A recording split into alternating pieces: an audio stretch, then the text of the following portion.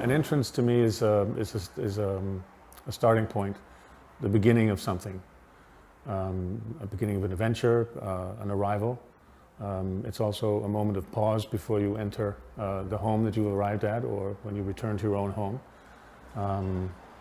Like hotel lobbies, which I find to be one of the most interesting rooms in the world to spend time in, because it is a momentary home and place for everyone there, apart from those who work there. It's a great place to people watch, but it's also a beginning, a great place to begin an adventure, and the entrance to a home is much the same way.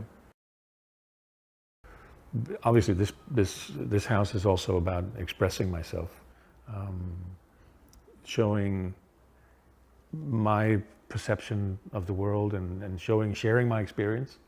And I use the walls and this space as a canvas for my story. And I love to invite people in. That's the difference between living a public life and a private life, is that in a private life you make your own choice about who you share your story with.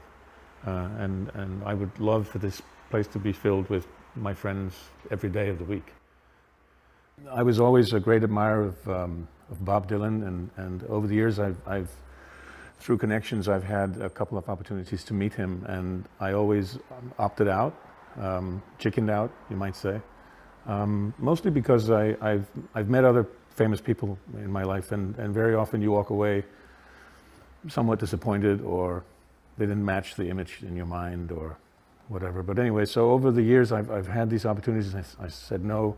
And one day after a concert, Bob Dylan's road manager gave me this and said, "This is for you, from Mr. D. Next time, step up."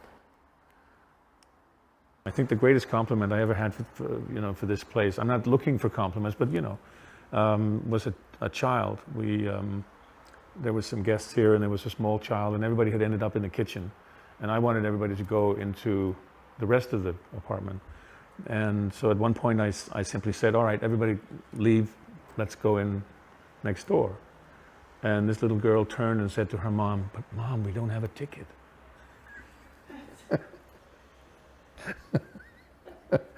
And I just love that, because that is I felt that perhaps if people think of this as sort of a weird, crazy, out there museum of madness, then that's perfectly fine with me.